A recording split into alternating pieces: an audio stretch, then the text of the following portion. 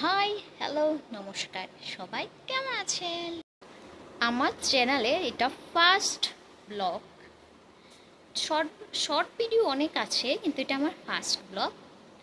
তো চলুন, আজকে আমার ফার্স্ট ব্লগে ত্রিপুরার সবচাইতে বড় উৎসব আপনাদের দেখাবো। তো চলুন। চলে আসলাম আমাদের স্মৃতি মন্দিরে। যে উৎসবটায় আমরা এসেছি, এটা খুব ঐতিহ্যবাহী একটা উৎসব। দেখুন কত মানুষ, কত দোকানপাট। এই উৎসবের 3-4 দিন দেশ বিদেশ থেকে প্রচুর লোক আসে, প্রচুর লোকের সমাগম হয়। দেখুন আস্তে আস্তে আমরা চলেও আসলাম মন্দিরে।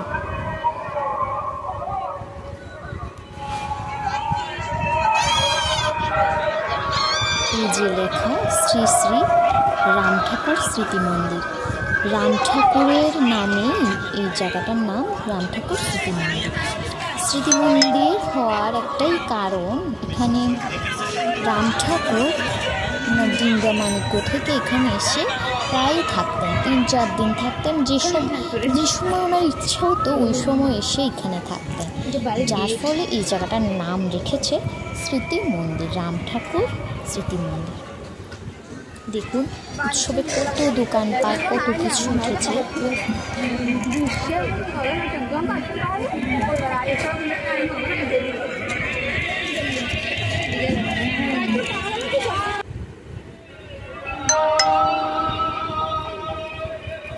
এই যে আমরা হাঁটতে হাঁটতে চলে আসলাম। এই জায়গাটায় মূলত মহাপ্রসাদ খাওয়ানো হয়। আর এই যে আমরা হাঁটতে হাঁটতে চলে আসলাম স্মৃতি মন্দির মেন জায়গায়।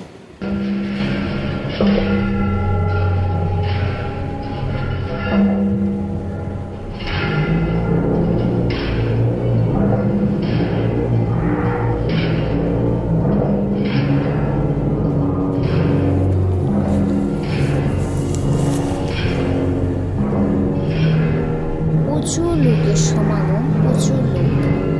এই 3-4 দিনে প্রচুর লোক আসে, বিভিন্ন জায়গা থেকে বিভিন্ন লোক আসে। এখন সত্যনারায়ণ চলছে, সত্যনারায়ণ পুজো চলছে।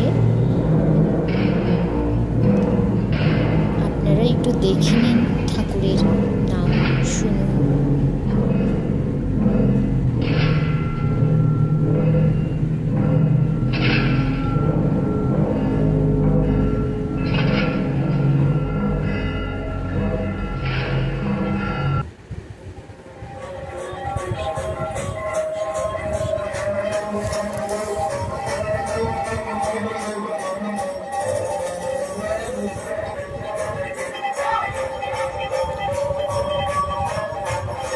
এখন যে কীর্তনের দলটা আছে সেটা কৌল্যধাম আগরতলা থেকে এসেছে।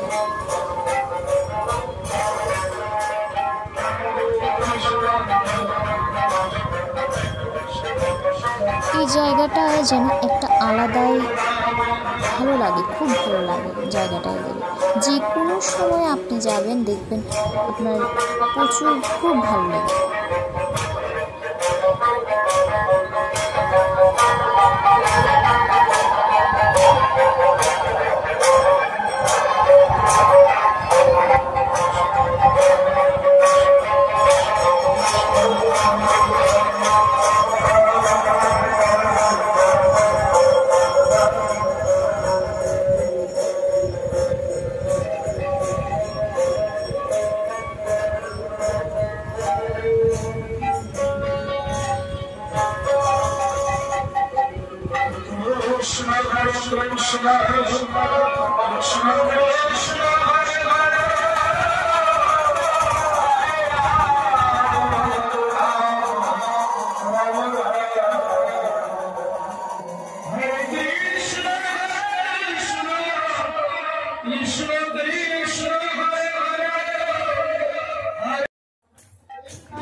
সত্যনারায়ণ চলছে, সবাই এখানে মজা আনন্দ করছে, ঠাকুরকে ডাকছে।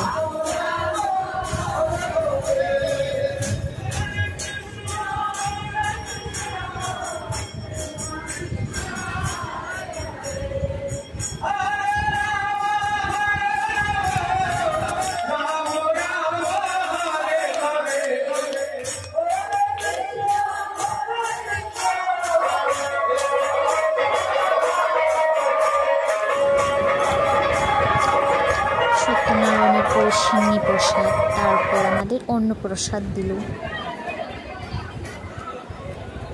দেখুন কত মানুষ, হাজার হাজার মানুষ এখানে আসে, হাজার হাজার মানুষ এখানে অন্নপ্রসাদ গ্রহণ করে। দেখুন মহাপ্রসাদের জন্য, কাল মহাপ্রসাদ দেবে, তাই মহাপ্রসাদের জন্য কত ফল, কত মানুষ কাজ করছে। এখানেই আমার ব্লগ শেষ করি।